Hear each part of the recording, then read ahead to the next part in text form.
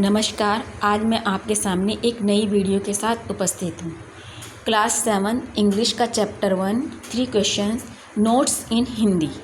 एक राजा कभी भी असफल होना नहीं चाहता था। इस काम के लिए उसे 3 प्रश्नों के सही उत्तर चाहिए थे। किसी कार्य को प्रारंभ करने का सही समय क्या है, किन लोगों की बात उसे सुननी चाहिए और कौन सा कार्य सबसे अधिक महत्वपूर्ण है। राजा ने दूतों को दूर दूर भेजा। उसने वचन दिया कि वह सही उत्तर देने वाले किसी भी व्यक्ति को बहुत सा धन देगा। अनेक बुद्धिमान व्यक्ति राजा के पास आए, परंतु उनके उत्तर उसे संतुष्ट न कर सके। पहले प्रश्न के उत्तर में कुछ लोगों ने कहा कि राजा को समय सारणी बनानी चाहिए या बुद्धिमान लोगों को नियुक्त करना चाहिए। कुछ ने कहा कि उचित समय जानने के लिए हमें भविष्य को जानना चाहिए, अतः इन लोगों ने राजा को जादूगरों के पास जाने को कहा। दूसरे प्रश्न के उत्तर में कुछ लोगों ने कहा कि सलाहकारों की सलाह महत्वपूर्ण है। दूसरों ने कहा कि पुजारियों या चिकित्सकों की बात सुननी चाहिए। कुछ लोगों ने कहा कि सैनिक सर्वोत्तम सलाह दे सकते थे।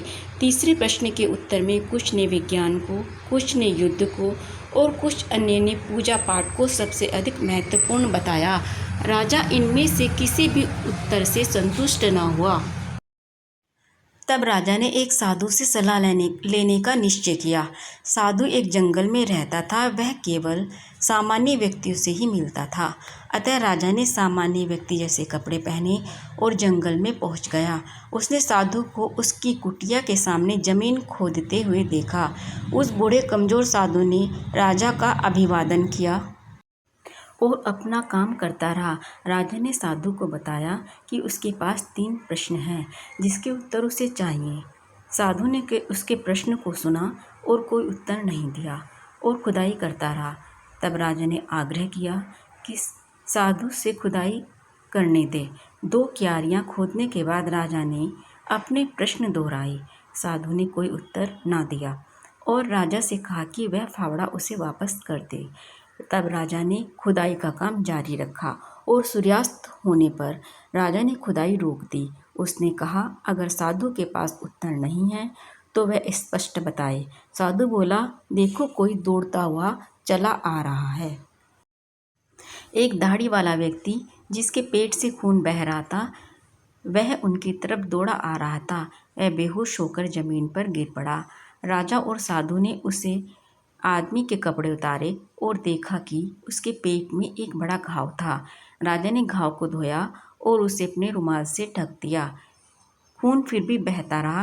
राजा ने घाव पर दोबारा पट्टी बांधी और अंततः खून का बहना रुका। उस व्यक्ति ने बेहतर अनुभव किया और कुछ पीने को मांगा। राजा ने उसे ताज़ा पानी दिया और राजा और साधु घायल व्यक्ति को कुटिया के अंदर ले आए और उसे बिस्तर पर लिटा दिया। अब तक राजा भी काफ़ी थक चुका था, अतः वह भी सो गया। जब वह सोकर उठा तो दाढ़ी वाले व्यक्ति राजा से क्षमा मांगी। राजा को हैरान देखकर उसने बताया कि वह राजा का दुश्मन था। वह बदला लेना चाहता था क्योंकि राजा ने उसके भाई को मारा था और उसकी संपत्ति छीनी थी। वह राजा को मार डालना चाहता था। उसने कहा कि राजा के अंगरक्षक ने उसे रास्ते में पहचानकर घायल कर दिया था और यहाँ स्वयं राजा ने उसे बचाया। राजा ने उस व्यक्ति को क्षमा कर दिया। उसकी देखभाल के लिए राजा ने अपने नौकरों और अपने निजी चिकित्सक को भेजने का वचन दिया। राजा ने यह भी वचन दिया कि वह उसकी संपत्ति उसे वापस कर देगा। अब राजा वापस लौटने को तैयार था। वह साधु के पास गया और उसे अपने प्रश्नों का उत्तर देने की विनती करी। उसके प्रश्नों का उत्तर पहले ही दिया जा चुका है। साधु ने विस्तार से समझाया। पहले प्रश्न का उत्तर था, वर्तमान ही सबसे सही समय है। जब राजा को साधु पर दया आई तो उसने जमीन खोदी। तब उसने अपने प्रश्न पूछे ही थे। अगर उसने ऐसा ना किया होता और वापस लौट गया होता तो उसके शत्रु ने उसे मार दिया होता। अतः उस समय क्यारियां खोदना सबसे महत्वपूर्ण कार्य था।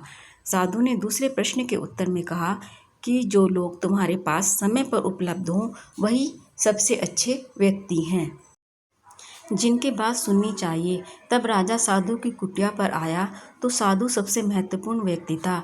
इसी प्रकार जब दाढ़ी वाला व्यक्ति घायल होकर आया तब वही सबसे महत्वपूर्ण व्यक्ति था।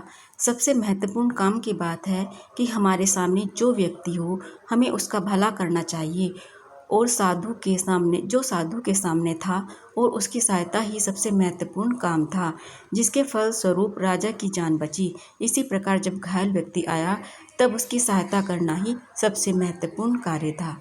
अतः यह थी इंग्लिश के क्लास 7 की फर्स्ट चैप्टर की हिंदी।